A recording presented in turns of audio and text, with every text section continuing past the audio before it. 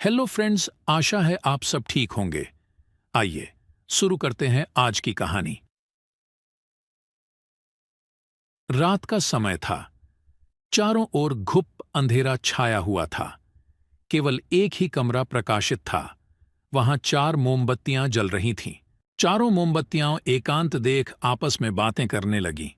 पहली मोमबत्ती बोली, मैं शांति हूं।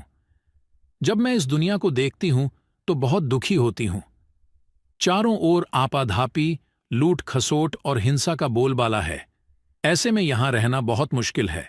मैं अब यहां और नहीं रह सकती। इतना कहकर मोमबत्ती बुझ गई। फिर दूसरी मोमबत्ती भी अपने मन की बात कहने लगी। मैं विश्वास हूं। मुझे लगता है कि झूठ, धोखा, फरेब, बेईमानी मेरा वजूद खत्म करते जा रहे हैं। ये जगह अब मेरे लायक नहीं रही। मैं भी जा रही हूं। इतना कहकर दूसरी मोमबत्ती भी बुझ गई। अब तीसरी मोमबत्ती भी दुखी थी। वह बोली, मैं प्रेम हूं। मैं हर किसी के लिए हर पल जल सकती हूं, लेकिन अब किसी के पास मेरे लिए वक्त नहीं बचा।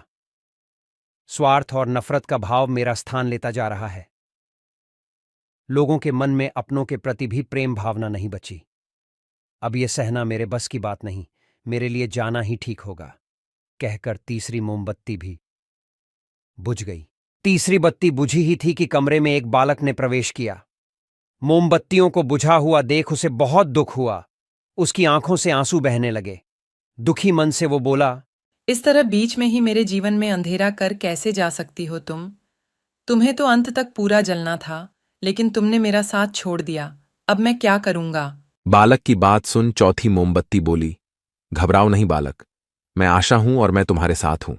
जब तक मैं जल रही हूं, तुम मेरी लौ से दूसरी मोमबत्तियों को जला सकते हो। चौथी मोमबत्ती की बात सुनकर बच्चे का हौसला बढ़ गया। उसने आशा के साथ शांति, विश्वास और प्रेम को पुनः प्रकाशित कर लिया। इस कहानी से हमें शिक्षा मिलती है, जीवन में समय एक सा नहीं रहता। कभी उजाला रहता है तो कभी अंधेरा।